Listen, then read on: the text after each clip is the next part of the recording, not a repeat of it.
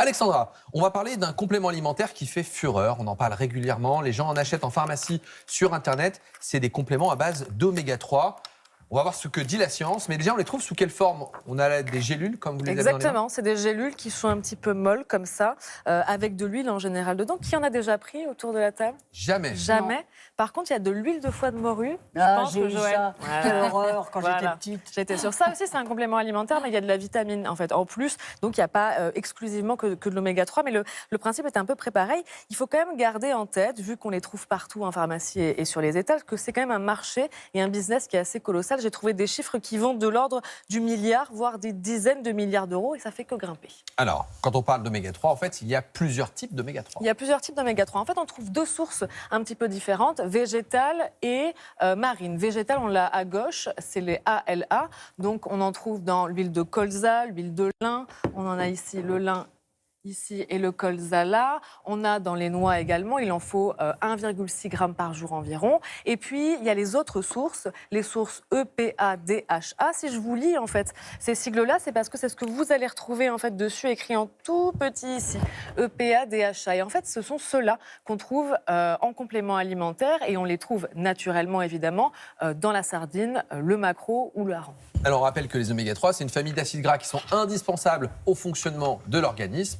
Mais la vraie question, c'est est-ce qu'ils servent à quelque chose sous forme de complément alimentaire? Que dit la science? Mais il y a plein d'études sur le sujet. Il y a vraiment des grandes études avec énormément de passion. C'est toujours ce qu'on cherche. On veut des études avec beaucoup de passion pour qu'elles puissent dire quelque chose.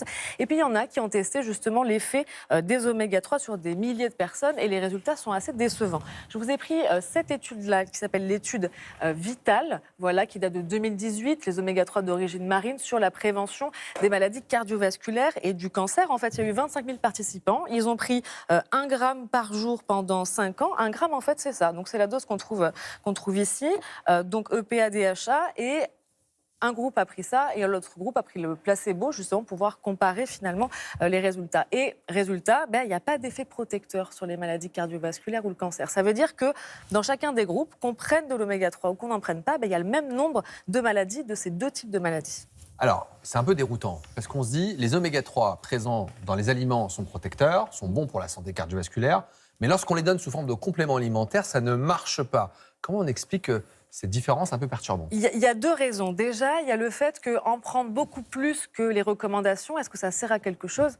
Non, les recommandations, elles sont là pour pallier, justement, on a besoin d'un minimum pour que notre organisme y fonctionne. Et puis, c'est pas exactement la même chose de le prendre sous forme de complément alimentaire plutôt que sous les formes de sardines. On peut même rappeler qu'en fait, dans les sardines, il y a autre chose que les oméga 3. Donc, du coup, c'est plus important et c'est surtout plus complet et on n'en a pas autant, on n'en tire pas autant quand on prend cette gélule, quand on mange une sardine. Finalement, ces oméga 3 dans un aliment, ils sont dans une forme de matrice accompagnée d'autres molécules qui participent à une meilleure absorption et d'une façon ésotérique, on pourrait presque dire que l'homme est incapable de reproduire ce que la nature nous offre en quelque sorte. Mais ça, c'est pas la science, ça c'est plutôt une réflexion personnelle. Alors, il y a plein d'études sur les oméga 3 et on doit ça notamment aux Inuits. Oui, et le cœur et les oméga 3, c'est un peu de leur faute, ou en tout cas, c'est ce qu'on a regardé en fait dans les années 70.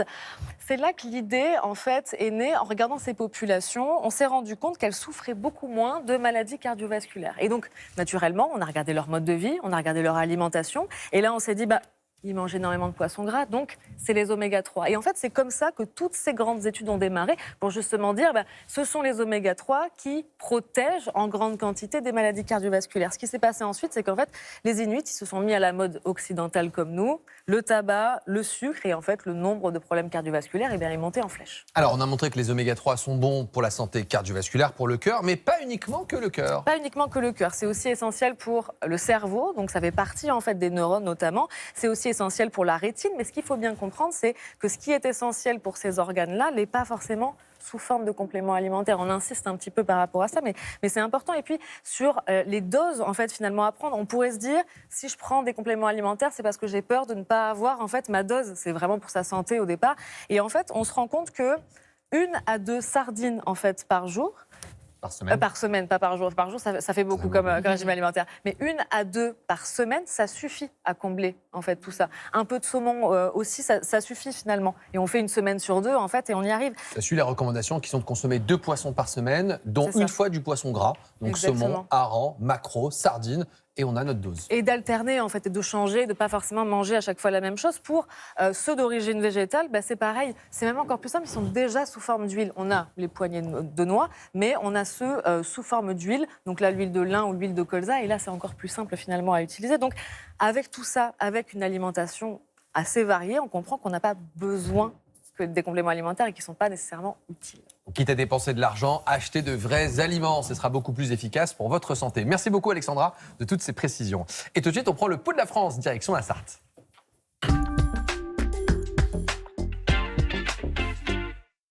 Au Mans, depuis 5 ans, le club de ping-pong de la ville accueille des patients atteints de la maladie d'Alzheimer. Et vous allez voir que cette discipline est particulièrement bénéfique pour les malades. Reportage Safar Baroud, Kevin Vincent, Nathalie Versanti.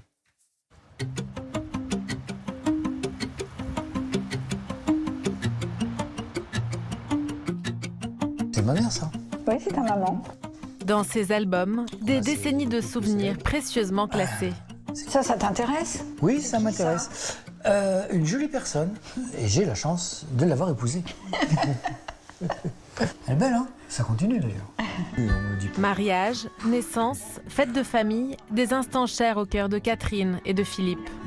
Si le couple mène en apparence une retraite joyeuse, oh les galinette. Il a pourtant vu son quotidien voler en éclats il y a 6 ans, lorsque Philippe a appris qu'il souffrait de la maladie d'Alzheimer. Moi, je veux du blanc. Oh, tu sais bien que c'est du blanc, j'aime aussi, moi. Eh ben, prends 2 blancs. Eh ben voilà. Les cuisses, t'en veux? Non, du blanc. Du blanc. Je dois accepter que tu oublies immédiatement ce que je vais te demander. Tout à fait. Il y a des trucs, à certains moments, j'oublie quand même. J'oublie plein de choses.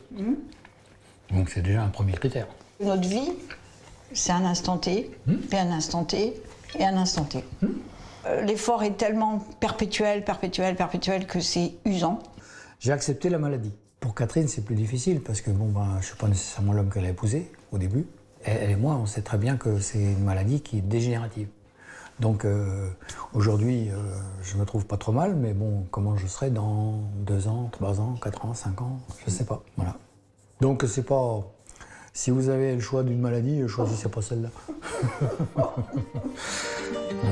Si Philippe a gardé son humour, il perd de plus en plus la mémoire, ne peut plus s'orienter seul. Alors pour le stimuler, une fois par semaine, Catherine l'emmène à un cours de ping-pong un peu particulier. Il est réservé aux personnes atteintes de la maladie d'Alzheimer. Tu me dis si tu veux que je t'envoie quelqu'un de plus fort. Non, ça va. Non, ça va? Ah, tu peux le faire bouger, Philippe. Une à droite, une à gauche, une à droite, une à gauche. Cela fait 5 ans qu'Alex, éducateur sportif, accompagne les joueurs et qu'il constate les bénéfices de ce sport. C'est une activité qui est mine de rien assez accessible. Donc il y a l'aspect concentration qui est hyper intéressante et puis il y a l'aspect réflexe parce que des fois la balle elle arrive à un endroit où on s'y attend pas. Donc faut qu'ils arrivent à réagir. Donc ça c'est hyper intéressant pour leur maladie qui touche le cerveau. Et puis une fois qu'ils sont lancés dans l'activité, des fois on les reconnaît pas. Les aidants des fois elles sont un peu scotchées, elles les reconnaissent pas trop. Donc ça c'est chouette. Ça va Michel? Anticiper ses gestes, coordonner sa vision et ses mouvements permettrait de stimuler l'hippocampe, le siège de la mémoire, et ainsi de ralentir l'évolution de la maladie. On essaye debout, Michel, un peu? Pour Michel, qui en plus de la maladie d'Alzheimer se remet d'un cancer de la peau, difficile de reprendre une activité physique. Pourtant aujourd'hui, le voilà debout. De quoi redonner un peu d'espoir à son épouse. C'est surprenant, d'autant que la semaine dernière, on est venu, c'était vraiment très très compliqué. Il arrivait à peine à jouer, même assis. Et puis là, bizarrement, on a tenté et ça a marché. Et puis même pour lui, c'est une satisfaction, quoi. Ouais, on est rendu à 3 là. Retrouver un peu de joie, c'est l'autre bénéfice de ces séances. La majorité des vendredis, on est là. Ouais. C'est surtout une occasion de rire avec des amis, faire du sport accessoirement, mais pas qu'on oublie la maladie, mais disons qu'elle est mise un peu de côté. C'est ça l'intérêt. Quant aux épouses, lorsqu'elles ne ramassent pas les balles, elles profitent elles aussi de ces moments pour souffler un peu. Je vais être égoïste, je ne le regarde pas jouer, c'est mon temps pour moi. On raconte ce qui nous est arrivé. On voit que personne n'a la même problématique, on s'entraide, quoi. Ce qui n'empêche que quand on rentre chez nous, mais Retour à la réalité. oui, mais ça c'est vraiment très bien d'être ici, franchement. Merci, Pierre. Tiens. Si tout cela est possible, c'est grâce à une initiative de l'association France Alzheimer. Ce ping-pong, là, on l'appelle le ping Alzheimer. Ça a démarré, je crois, en région parisienne. Et nous, on a été un des premiers clubs de province à adhérer au système. Il y a 5 ans, on a dû commencer avec 4-5 couples. Aujourd'hui, on est en moyenne avec 10, quelquefois 12. Il va falloir qu'on recrute peut-être des bénévoles, qu'on puisse les accompagner au mieux. Ouais. Un succès qui ne se limite pas à la Sarthe. En France, une quarantaine de clubs de tennis de table ont déjà signé un partenariat avec France Alzheimer.